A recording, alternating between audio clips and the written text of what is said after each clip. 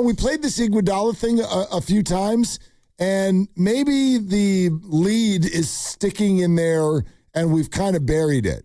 A little bit of a head scratcher. We've listened to this 2 or 3 times.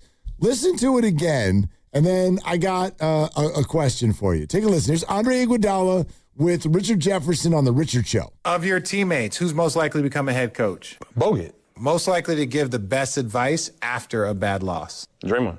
Most likely to be understood 10 years too late? Steph. They'll never understand. Most likely to turn a film session into philosophy? Philosophy is an opinion. Yes, so who's going to turn the film Draymond. Me too. Most likely to already known the startup would fail? Oh, Sean Livingston. Most likely to win a debate and a card game in the same night? Draymond. Most likely to narrate the Dynasty documentary? I already did that.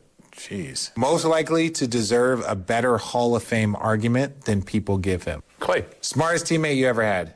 Andre Miller. Best passer you ever played with? Andre Miller. Best locker room mood changer? Chris Chiozza. Most misunderstood teammate you've ever had? Man, I had a lot of teammates. Yeah, you played 19 years. The most misunderstood teammate? Oh, Al Iverson. Okay. So we let you listen to the entire thing, but let's go back to one that was at the beginning.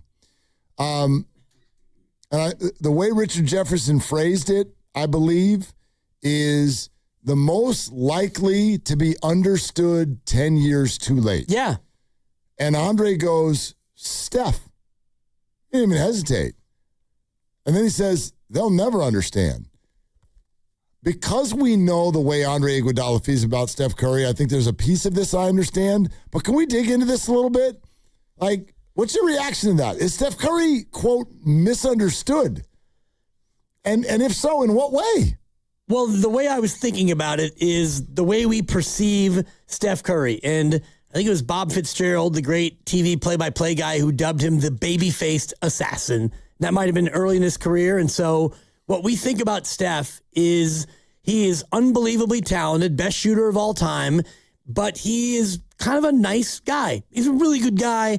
He's been married to the same woman forever. He's got 4 kids. He loves philanthropy and charity and all the rest of it. But I'm just getting from that Steph is much more of not a killer. That's probably overly aggressive in describing Steph, but we know he's the petty king. He's actually the one who called himself that. So okay. I do think that there is much more of an edge to Steph Curry than any of us on the outside actually see. Okay, so you went to kind of edginess, like who Steph is. What if my mind went to what Andre is trying to tell us is you have officially now realized that Steph is great, but you still don't get how great. And you never will. Right, that's part of it. You're never, ever going to understand how great Steph Curry is. And I get it. I think I get what he's saying. At least that's how I interpret it. If you think about the fact that we've sort of just sat with, okay, Steph has now made the top 10 board. I think for most people, Steph has made the top 10 board. Okay, fine. Steph made the top 10 board. Look at your other 9. Look at all of them. Every single one of them are absolutely overwhelming physical behemoth human beings. But Steph Curry, known throughout league circles over the last decade and a half as the most feared offensive player in the entire league in terms of trying to defend him, trying to keep up with him. And he does it all at 6'2", maybe 3 soaking wet, probably just a barely touch over 200 pounds. And I do think what Andre is saying is accurate. I do think even still today, I still think it's undersold. I don't even know how to make sense of flip your wrist and the ball goes 3/4 of the court in Memphis and goes in. I don't know how to make sense of Steph Curry sometimes. And that's just where my mind went. I think Andre Iguodala still thinks that Steph Curry is underrated. And maybe that's what he meant with the word misunderstood. Probably. I mean, I do think that there's some of it that we don't ever see about who Steph actually is. And the front-facing Steph Curry is, I mean, aw shucks is too dramatic to describe it, but he's a great guy. And I think that when you're in that locker room and you play as long as Steph has and as long as Andre Iguodala did, you can't just be an easygoing, aw shucks guy and survive. But what you're talking about is probably the majority of it. And just looking at the numbers, number one all time in three-pointers made, we know that. He has an 858 three-point bulge on James Harden, who's number two. So, yes, I think that we all will misunderstand his greatness. If he winds up with 5,000 threes, which he needs another 750, but if he plays 3 more years, he might get there. And the gap between himself and number two will be almost impenetrable. But what you're describing, I think, is the biggest part of the misunderstanding, which is take all your GOATs. If he's 10th all time, who's 1 through 9? Okay, you go to Kareem, 7'2", Wilt Chamberlain, 7 feet, Michael Jordan, 6'6", LeBron, 6'8", Magic Johnson, 6'9" point guard, Larry Bird, 6'10", and I'm obviously leaving people out on just a breezy list here, but every other person you want to mention, Tim Duncan is 6'11", and all the rest of it, and this guy is just 6'2", we'll give him 6'3", and he was a 3-star recruit at a high school, and nobody wanted you, even though your dad was an NBA player, and it took a couple of unbelievable runs at Davidson to even get noticed. Then you get passed over twice by Minnesota, and you've got all these physical problems early, and then you go on to be the best shooter ever? I wonder if Warrior fans kind of agree or disagree with that. Is Steph Curry essentially misunderstood on some level?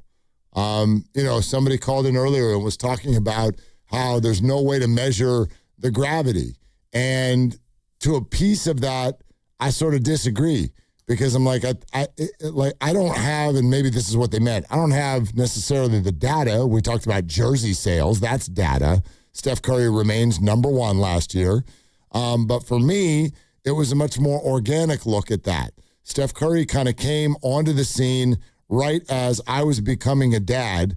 And so just driving kids to school or being at youth sports events or being at those youth basketball games that we've all watched, you referee them, so you see it all the time. There is no basketball player in my lifetime, maybe outside of Jordan, like when you and I were of a certain age, people would go over to the playground and there was always at least one doofus, if not 4, that would run around with their tongue hanging out.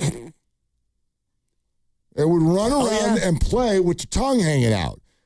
And we got to a point where people had to have like an advisory thing where they're like, gotta watch out because if you play basketball with your tongue hanging out and you go into the lane, you might get fouled and you might bite your tongue and you might hurt yourself. You might bite your tongue off. Oh. So that's the only thing I can ever compare this to, with the way that somebody was emulated and the way that somebody had an effect on the youth of the country. Michael Jordan was it. And I have seen no one, no LeBron, no Kobe, no Shaq, no one who has had that kind of an effect on that generation, the schoolyard generation, than Steph Curry. If we want to look at it from that angle, there's 2. Michael, Steph, end of book.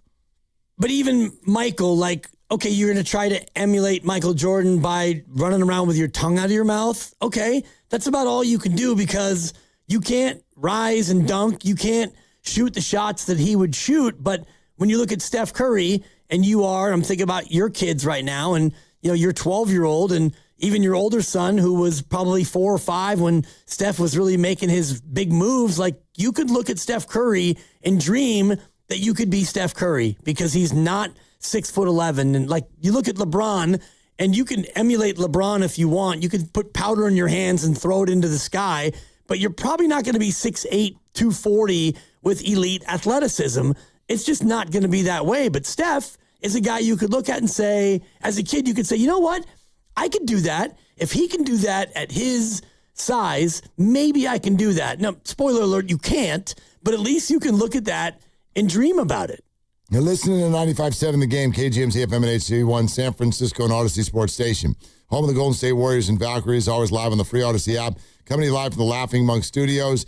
Chatting hoops right here on 95.7 The Game, and it's presented by Xfinity, score the most reliable Wi-Fi. One price, 5 years guaranteed. Xfinity, imagine that. Okay, he didn't even just say, oh, Steph. Steph is the one that will be sort of understood, but 10 years too late. And then he followed up, he goes, they'll never understand.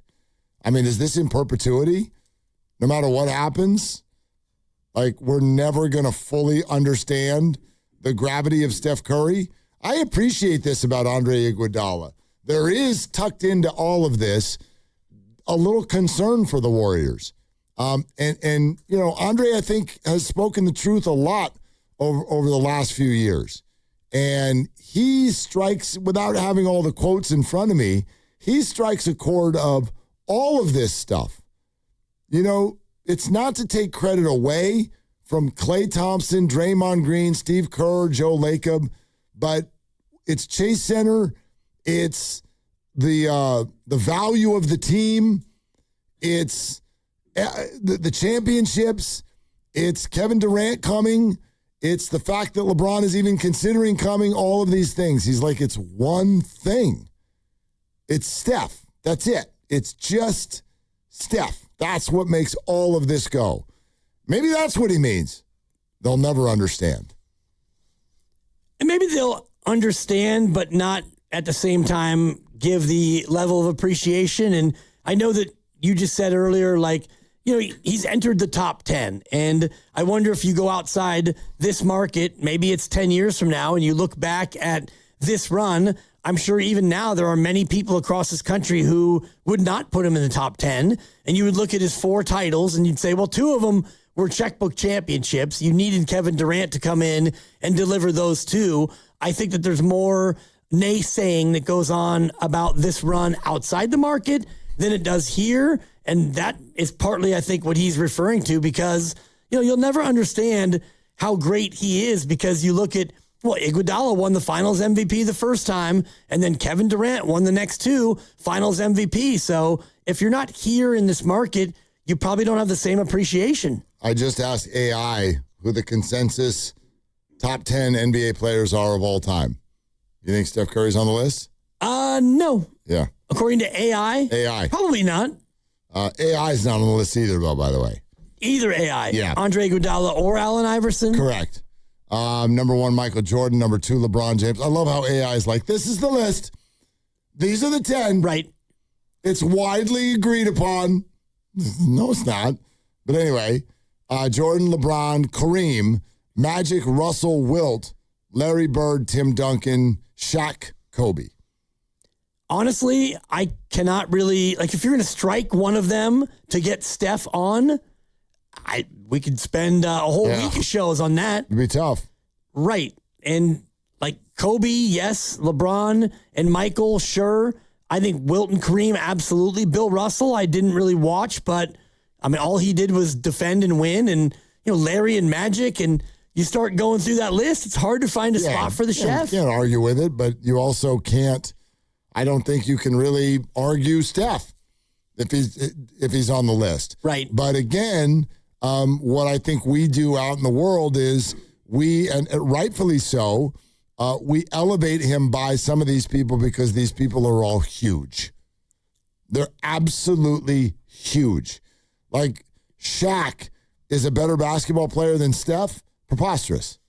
It's preposterous. Right. I mean, obviously it's different basketball players. And I just think about, for me, this debate is a lot like the best quarterback debate. Well, you need to talk about the situation and the play call and the rest of it. So if you take Shaq, for example, right now, as a 19-year-old coming out of LSU, here comes Shaquille O'Neal, 7'1", 285 pounds of highly skilled big man. He's not going to be as impactful in this NBA.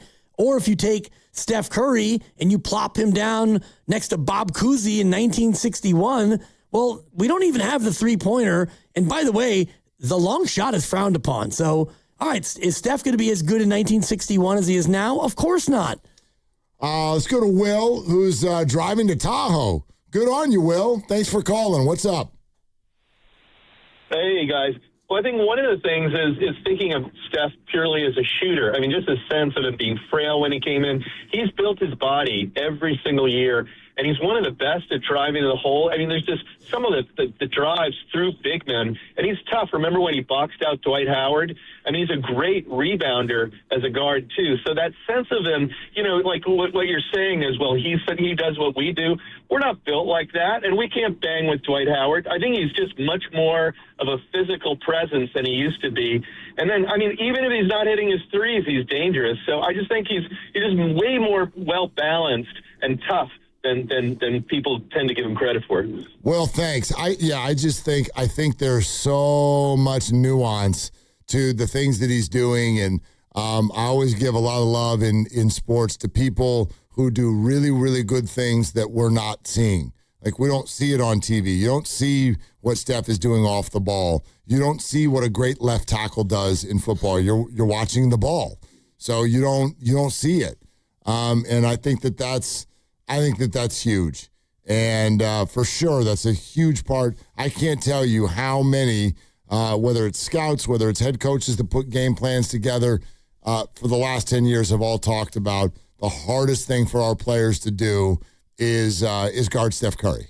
It's the hardest player to guard in the league. Because he's not a guy who, when he has the ball, is the only time that he's a threat. So when he doesn't have the ball, he's equally dangerous because there are multiple screens being set. He's running around like a madman, and his timing on his cuts are so precise that, even if it's 2 passes away from him maybe getting open, he's already setting up the defender to get to his spot. And then once he gets the ball, good luck trying to stop him. And I keep going back to the Olympics and watching the sequence in that fourth quarter of the gold medal game where he hits a 3, then it's a pump fake, side dribble, hits a 3, then he hits another 3, and then the ridiculous one where he's like fading right with 2 guys on him and he hits a 3. When he starts getting in that mode, he is unguardable, and his unguardability counts for 3 points, not just 2.